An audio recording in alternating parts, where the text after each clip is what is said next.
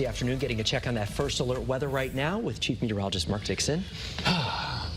Trending cooler. Yeah. Well, nice. remain unsettled. We could use some rain. We have really just one chance over the next 7 days, and it's not looking great. But it is before the holiday weekend, so some good news there. So first and foremost, temperatures, 80s yesterday, 75 to near 80 today, and much cooler as we head through the coming days. Eventually, overnight lows going into the 40s, especially inland. Friday, we're going to start off a bit on an unsettled note, and then for the Labor Day weekend, we are looking great, dry and bright, at least as we see it now over those 3 days.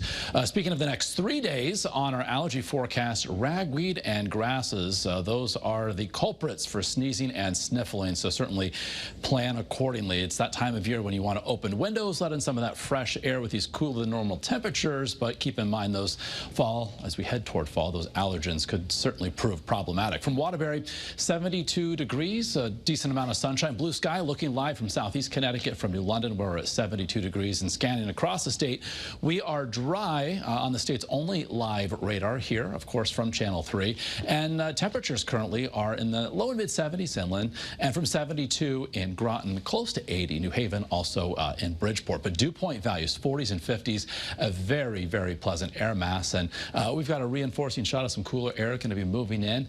So high pressure is going to dominate through tomorrow. So for tonight, we've got 50 to 55 inland, mid and upper 50s along the 95 corridor. A low end chance for a sprinkle or two. If you're planning to perhaps hit the links tomorrow, 55 to 60 at 7 o'clock in the morning, low 70s by, say, lunchtime, and then mid 70s should do it for high temperatures tomorrow. The exception would be the hills of Litchfield County, upper 60s to near 70 there. 75 Hartford, 74 from Middletown.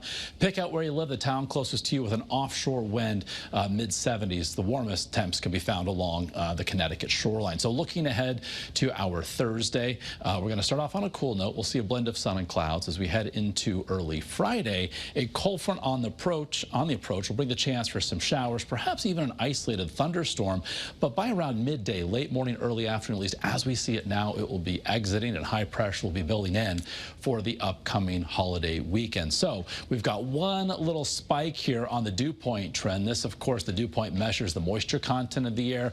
We've had these values in the 60s and even 70s back through June and July and even parts of August, of course. But a very pleasant air mass. Anytime we're below 60 is very nice. So a bit of an uptick in advance of that cold front moving through on Friday, and then values drop again over the upcoming holiday weekend. So on our first alert 7-day forecast, 70s tomorrow. We'll see a blend of sun and clouds by Thursday afternoon in advance of that approaching cold front.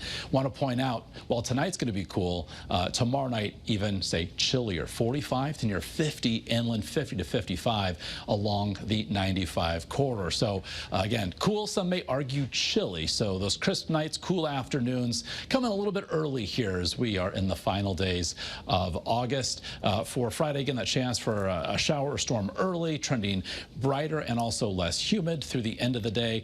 Saturday, Sunday, Monday, looking great. 70, 75 on Saturday. We trend progressively milder as we head through the 3-day weekend. Of course, for UConn, if you're tailgating, if you're going to be attending the game, we're looking great for their first home game there at the Rent in East Hartford. Closer to 80 for Labor Day itself on Monday, and then near, if not above 80 by Tuesday of next week. All right, Mark, thank you.